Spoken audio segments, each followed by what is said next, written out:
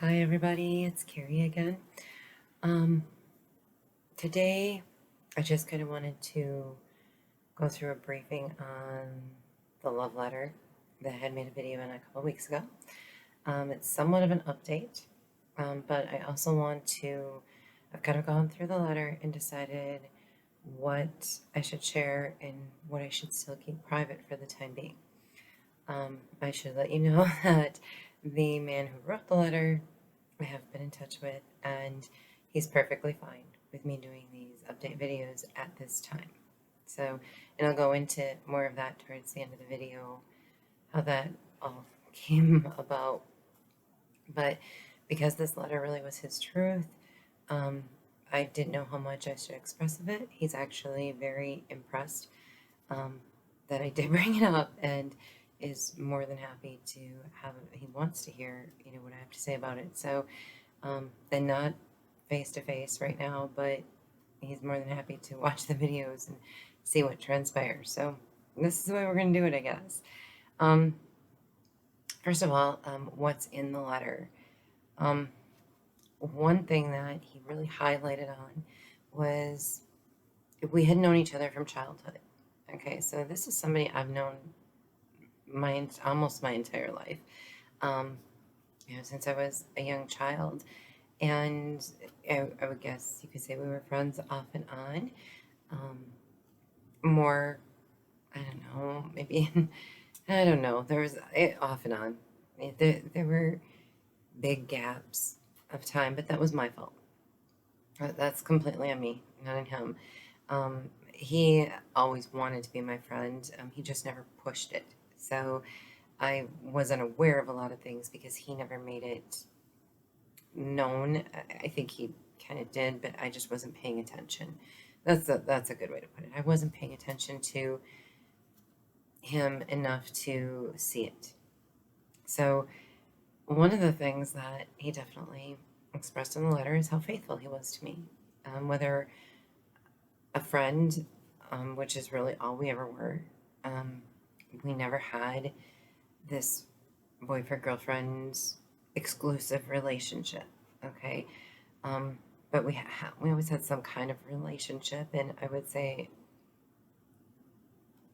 if we were going to label it a friendship, would have been probably the best thing. But I'm going to be honest, I can't even say it was really a friendship. It was more of a when I need you, I'll call on you kind of thing. I know that sounds really bad to me. It sounds really, really terrible. And it's something that I never realized till I read this letter. And I'm like, wow, I was that's a terrible person. Um, I always knew this person was going to be there if I called on them. And so I don't know that you can call that a friendship because a friendship is a two-way street. I don't think I gave back to this person what they gave me, primarily because he never asked anything out of me, or I didn't think he was asking anything out of me. Looking back, I can see times where he did, and I completely ignored him. And it's hard. It's a hard. I'm trying not to cry because when I think of me doing that to somebody, I feel really, really bad. I mean, I'm guilty. I am guilty of what we would probably call using somebody, and it wasn't, financially or anything like that. But when I was down on my luck or life was tough, this was the person I called on. And he was always there faithfully. So when I say that in his letter he wrote how faithful he was to me, that was it. He definitely wanted to point out, I've always been there when you needed me. I never left you sit, no matter what was going on in his world. He was there. And I was selfish enough not to even think about the fact that he might have other priorities. He might have other things to deal with. Um, so I'm really glad I found this letter. because it's really waking me up to a lot of the things that I think I've changed a lot of that in my life. I really wouldn't say I'm that person anymore, but it certainly doesn't hurt me to reflect on other relationships through the progression of my life and, see, who else, or where did that transition happen? Maybe I'm not even fully transitioned into the person that I'm supposed to be, and I still do that to some people. So it's causing me to take a really good look at how I treat other people and where they are, where they fit into my life. And there shouldn't be any box that they fit into where they serve a certain purpose. I don't want that anyone to feel that way. So I really need to start reflecting on each and every individual relationship to make sure that I'm not doing that. I'm not using people. That it becomes such human nature that sometimes we don't notice it. I don't know, at least I didn't. I'm guilty of it. I can't say any of you are. But I can see where I had done that in the past, and I certainly hope I'm not doing it now. But I'm definitely going to take a lot of time to reflect on my current relationships. But he was faithful. He didn't tell me I wasn't always appreciative of him. When I say he was bluntly honest in this letter, he was. And he's right. I didn't always appreciate him. But my life was going really good, and I didn't need him around for anything. I didn't call on him. I didn't give him any attention. I didn't care how he was doing at all. This is probably the worst confession. I mean, I've had affairs with married men, but this is probably the worst confession I'll ever make because I don't like who I am when I see that in the mirror, when I'm now having to reflect on it. I didn't appreciate him. But yet, he definitely pointed out no matter how much crap you threw at me and how much you used me, I was always there. I was never going to leave you. I meant that much to this person. Just me. And I don't know why. I was terrible to him, especially when I was younger. I I'm guilty of pushing people away when they treat me that way, and he never did. Not for a second. I I don't know that I could ever be the type of person he is, but that is amazing because I don't know any other human beings that have that quality that can suck up the pain and still care and love that person. It's it's challenging to even fathom, but I want to be that person. He's made me, this whole letter thing has made me realize I want to be that. I want to be that better person. And I hope others do too, but I can only change me. There were times I admitted in the early days that he was vengeful, full of wrath, that he did do things to people that were completely against him and did bad things. And I don't know necessarily turn their back on him, but went against him, where they did kind of turn their back on him, but they also, gossiped. I wouldn't even say it was gossip. I think, some of these people really, truly believed he was some bad guy. And they were willing to do anything they could to throw him under the bus, so to speak, and make him out to be the bad guy. And that wasn't the case at all. He was the good guy telling the truth that had to suffer for that because maybe he wasn't giving enough. Maybe he, like if people wanted money, he couldn't give it to them. Or, he sometimes would make judgment calls. For example, somebody comes to you that is taking drugs. when they keep coming to you for money and you know they're using that money for drugs, okay? You have to stop giving them that money because you don't want to see them on the drugs. You don't want to keep promoting that, so you stop giving them money. Situations like that where he had to make judgment calls and say, I can't give this to you right now.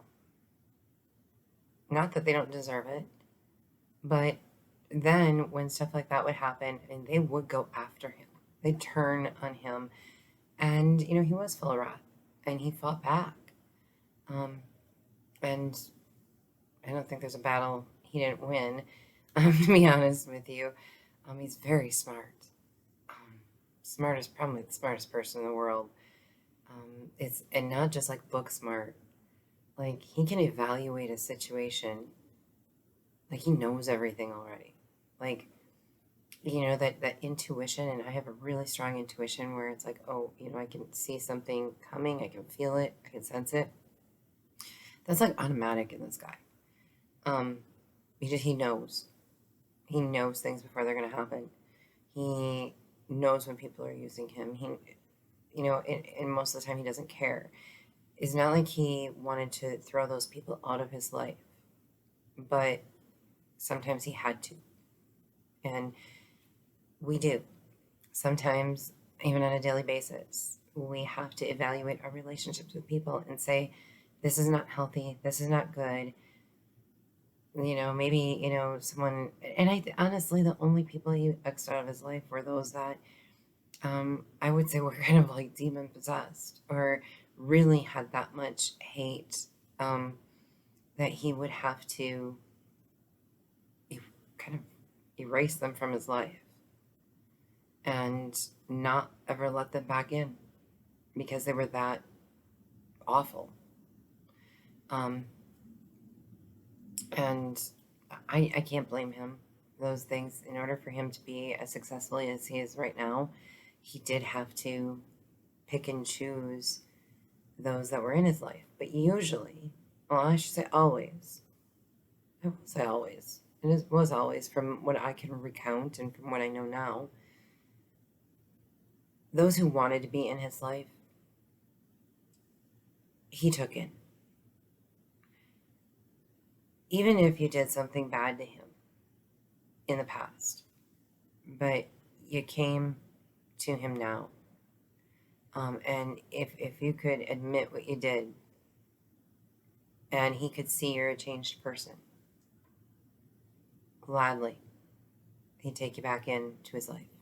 And that's just how gracious and I guess you could say merciful that this person is. I don't know how he does it. I don't.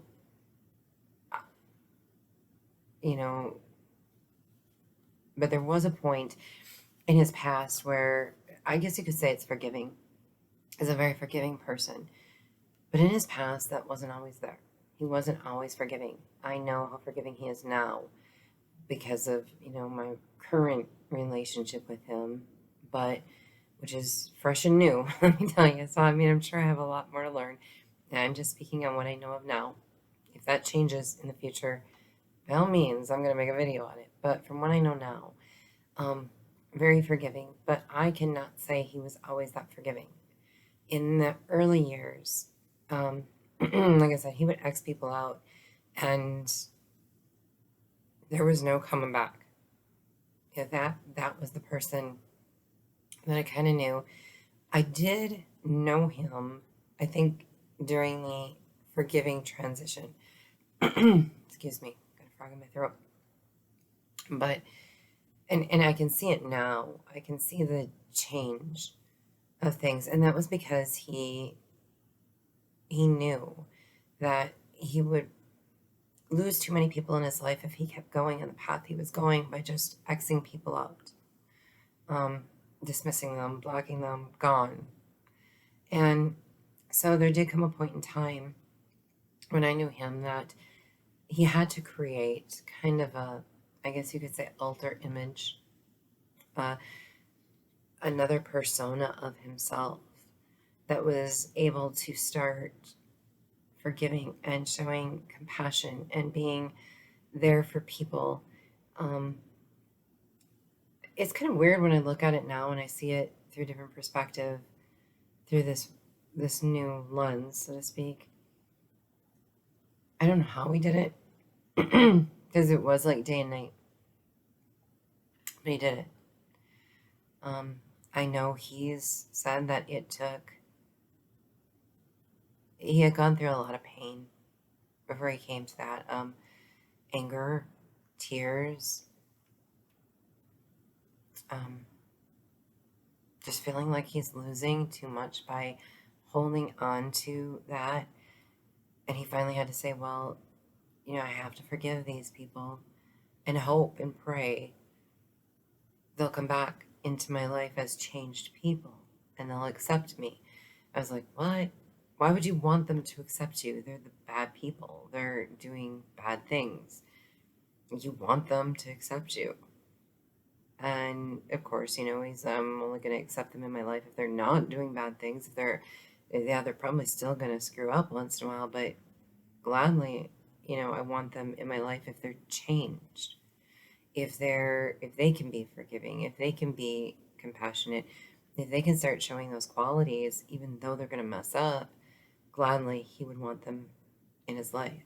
So he had a new way of gauging who was in his life and who wasn't. But it hurts my heart to think that he lost, that so many people were so bad that he had to sit down and reinvent himself so that he could still bring them back into his life somehow, with like a clean slate, with a fresh mindset, and not judge them based on who they were before. That's a hard thing to do. I'm dealing with that on a daily basis. And it's hard.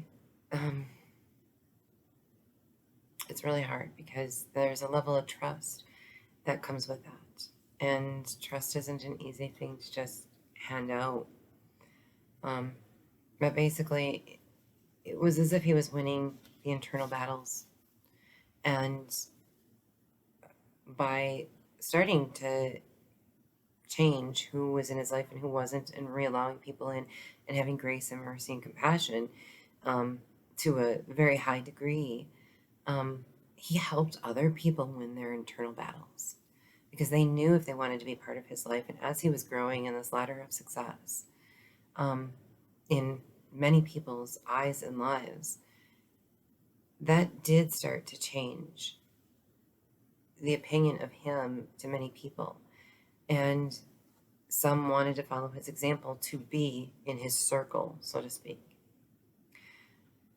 Once they were in his circle, the majority of people, from my understanding, really started to develop these characteristics just by being around him, building a relationship with him. That's how, amazing this person is. They have just that, this, I don't know, just being around them makes you feel better. And he doesn't even have to really do anything.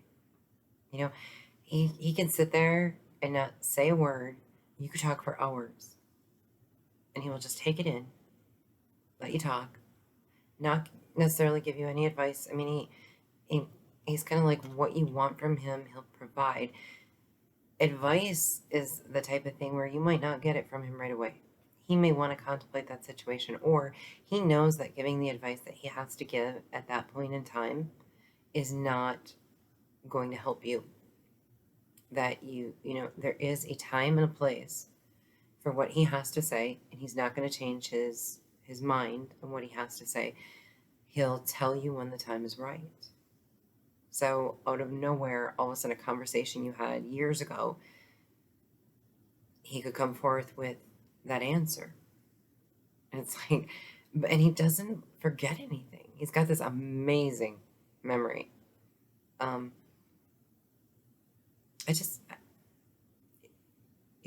He's quite intriguing of a person, and somebody that I know I'm totally inspired to want to walk in his shoes, to want to figure out how can I be like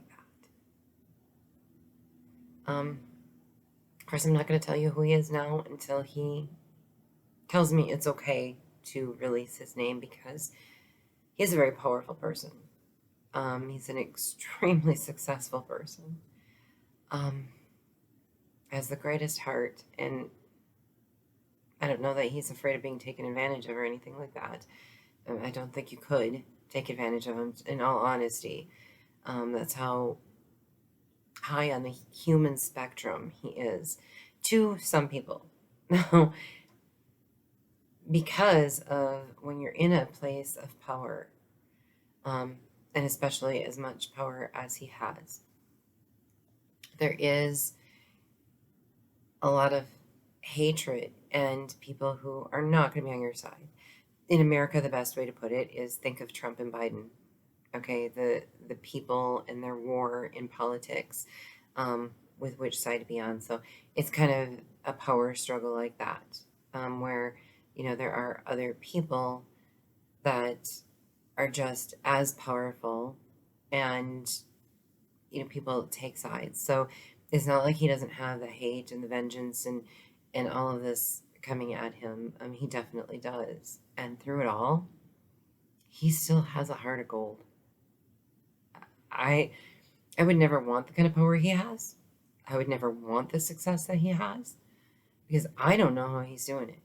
I don't know how he's keeping his mind so clear and fresh and pure, and just knows what to do and takes the next step and knows when to pause and knows when to help people with certain things and knows when not to, knows who to let in. And I'll be honest with you, I don't think the door is ever shut to anybody with him, unless you're doing something bad and you're filled with evil and demons. He's, yeah, probably not going to just let you walk in his life. Um, that would be kind of stupid on his part, if you ask me. But and I can't say he hasn't. Okay, I can't say that. No, and I shouldn't say that, because I do know an example that was given to me recently of someone that was, but they weren't evil, so to speak. I guess that's where maybe the line gets crossed. But they did a lot of bad things, not necessarily because they wanted to, but also not necessarily because they had to. Um, but there was something inside of them that wasn't right, and they did these bad things. And they regretted it, but they kept doing it. Such as in life, when we get stuck in a certain situation. Let's take, for example, a prostitute. She does what she does for money. Even men, there's male prostitutes too. It doesn't mean they like what they're doing. It doesn't mean they want to be doing that every day.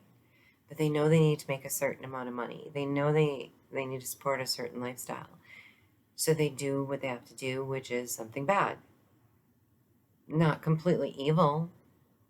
They're still providing a service, but it's still something bad. It's not what we're supposed to be doing. And,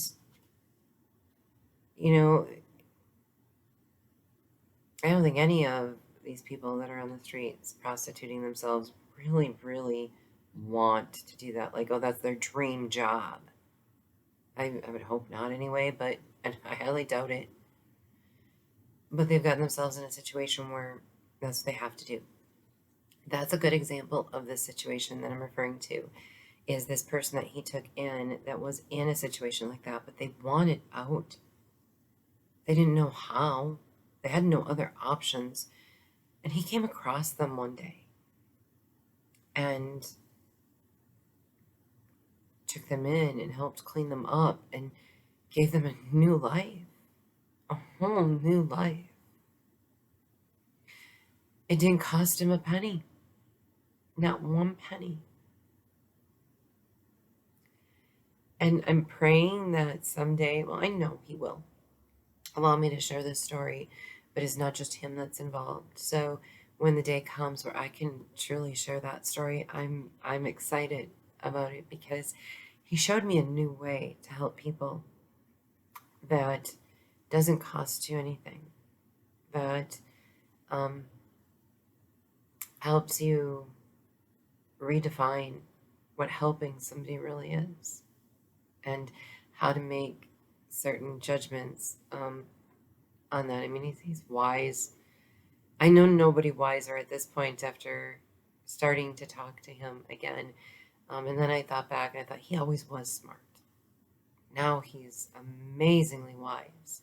And I can see why he's as successful as he is, because you would have to have his mentality to get to where he's at. I I will never get there, but hey, I can try.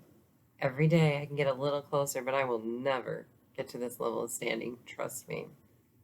Um, some of the other things that he had expressed, I guess, in his letter, um, that he hated it when people didn't follow the rules. For example, we have laws and we don't always like to follow them, or we stray from them. And he's a stickler for rules and laws and following the right path. Um, does not stray from it. Um, I want to say always does the right thing. 'Cause from what I know so far, has always done the right thing. I don't know how, because it seems humanly impossible. Um, but he does. He's a, so one of the things was the rules that I broke and the things that I did that bothered him, but yet he could still forgive me and care about me. But it was important that I know where I was going wrong in life. Again, I wish I would have found this letter 30 years ago. It would have made so much of a difference in my life. But I'm so glad he's in my life now, because I needed him and I didn't even know it. And I always say everything happens for a reason. Coincidence doesn't exist. And finding that letter when I found it was perfect. Absolutely priceless. Timing. And it happened for a reason. But anyway, moving on to a little bit, I've covered most of this. I'm just kind of going through the stuff that I'm kind of allowed to cover right now. As I start talking and I'm like, oh, I might blurt something out that he wasn't ready for me to share yet. That's basically where this path is going. This is probably going to become a series, and it's all based on him telling me where to go with it and what to do with it, what to say, what I can share, what I can't share. He's that amazing, and I'm gonna let him guide this series, this part, because I trust him. If you knew how powerful and successful he was, you would trust him too. So I'm going with it. Okay. Well, like I said, he's really good at, like, he knows everything. He's super talented. He still wants to be my best friend. He wants to rebuild that relationship that we once had. I can't believe it, that he would want to have, especially after some of the stuff he wrote in the letter, that he would still want to have a relationship that close to me. And especially the different things that have happened in my life. It's like, you'd think he'd run for the hills. It's pretty amazing. He wants to rebuild that relationship. However, he's also made it very clear, I'm the one that has to rebuild the relationship, because he never let the relationship go. He was always there waiting for it to grow it. I'm the one who walked away from it. But she's right. I did. I walked away from it. So, yes, I completely understand him and his saying, you need to keep coming to me. You need to keep making these steps. I will always be there for you. I will always watch out for you. But I need you to work on the relationship with me. And I'm willing to do that, because he's an amazing person. One of the things that really surprised me was all along. Now, I will say he's single. He's never been married. And he actually said in the letter that he wanted to take our friendship and build it to such a level that we get married one day. And I kind of asked him, how do you feel about that now? And I was floored when he said, you keep building a relationship with me, I will still want to marry you. Nothing changed. Nothing. Everything that happened in my life and in his life, nothing changed. He still loves me just as much as he did back then. Now, I'm not saying that we're in a relationship that way, that intimately. And I'm not saying we're getting married or I'm off the market. That's not where we're at. But hearing him say that was pretty darn amazing. And see, when I say how forgiving this person is, it's like, wow, floored me. We'll see if in the end he would ever want to really marry me. We're just reconnecting, okay? Fresh and new, so I'm not jumping over any hurdles yet. For anything, we'll see where it goes. But I covered most of this. I'm still just reviewing my notes. Anyone who's watched my previous videos knows I have notes so I don't forget certain things because I can go off on tangents like this. But anyway,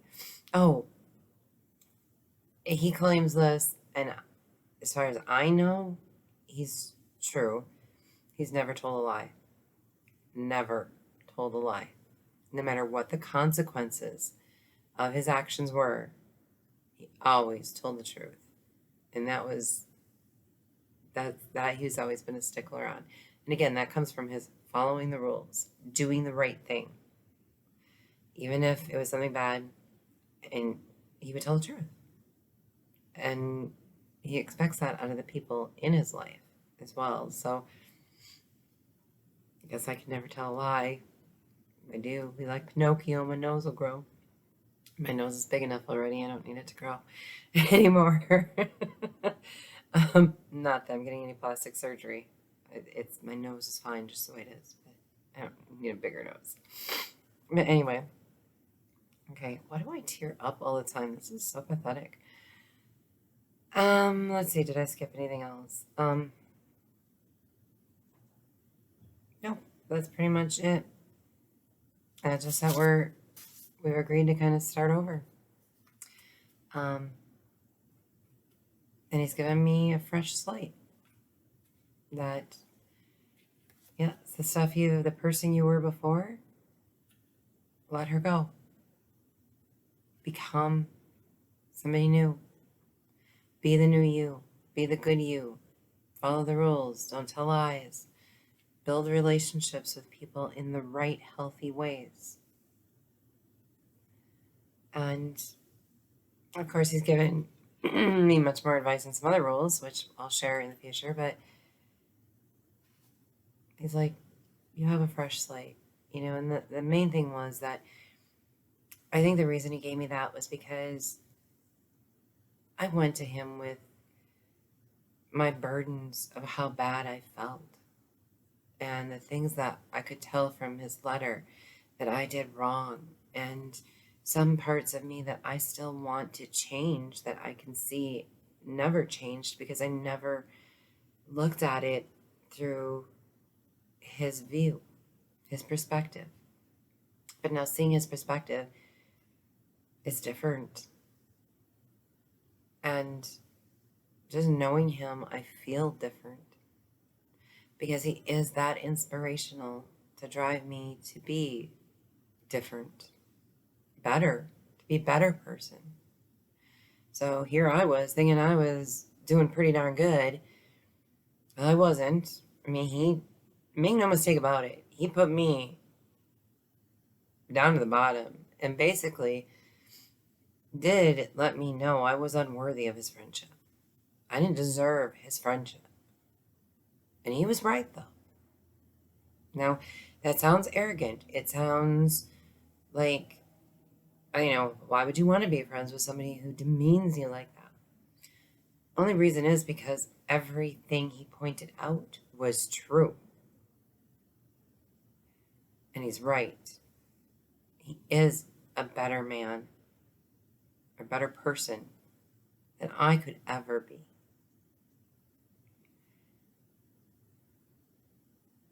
He had every right to say what he said. He had every right to feel that way. It was humbling. It was a humbling experience. And I'm not trying to rebuild this friendship because he's powerful and successful. I'm trying to build it because he's wise and he's good. He's a good person. And that I could use more of in my life. Use the word there again, but I'm not going to use him. This time when he needs me, I'm going to be there for him. And I've actually told him, I owe you, so you use me once. When you need me, you use me. You owe me nothing in return. Because I did do that to you. He's made it very clear, I may use you, but it's not for naught. Not using me in the way that I used him, just forget about me. That he may, at some point in time, need me to do something for him, and he's not going to be afraid to ask. That is what he meant. We'll see what this grows into. But I'm really glad. I'm really glad that we reconnected and we can rebuild. I don't know what kind of relationship it's going to be. Friendship, possibly working relationship. I don't know what it's going to be, but I'm very glad that he forgave me and gave me the opportunity to rebuild something where I threw it away so long ago. My biblical reference for today, and I'm gonna leave all of that there, but there will be updates on this. And by the way, this does not mean I'm not single anymore. I'm still very single. Okay, so I don't want anyone to get the idea that this is something more than it really is. Right now, we're building a potential, I guess you could say, friendship, getting to know each other, and that's it. There never was an intimate relationship with this person ever, so I'm not foreseeing it in the future, but because I'm just not that kind of person. Power, success, money, that kind of stuff. I would never be interested in somebody because of those qualities. Those aren't qualities to me at all. So I just want to make sure everybody is well aware of that. It's not like that. But my biblical phrase for today is from 1 John chapter 4, verse 16. And it says, I am not distant and angry, but am the complete expression of love. It was the first thing I thought of when I thought of this graceful forgiveness that I've been given by a friend that I used and discarded. I used them and discarded them.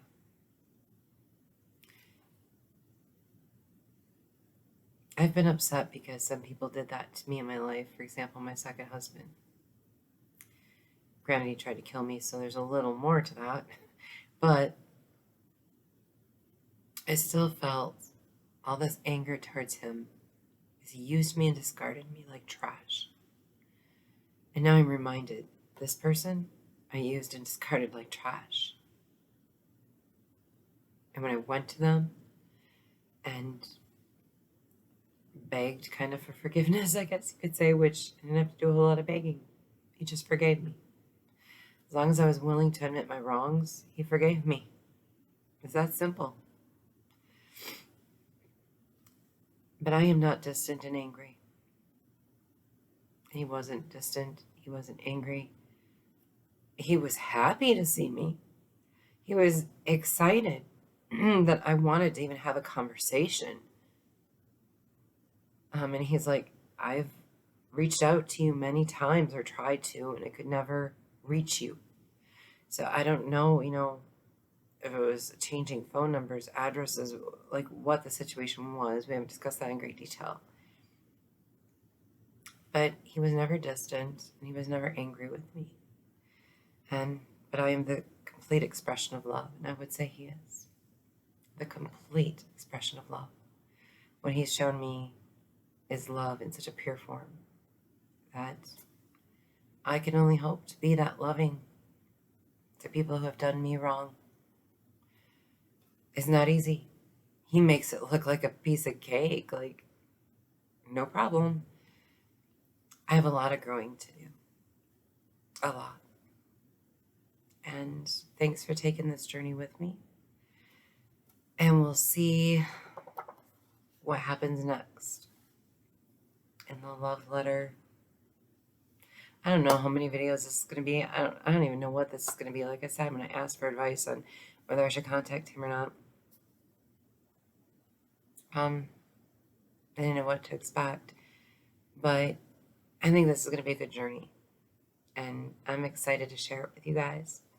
So remember to keep the door open with a forgiving heart to those that we feel used us and treated us like trash, because one day they could come back and realize the error of their ways.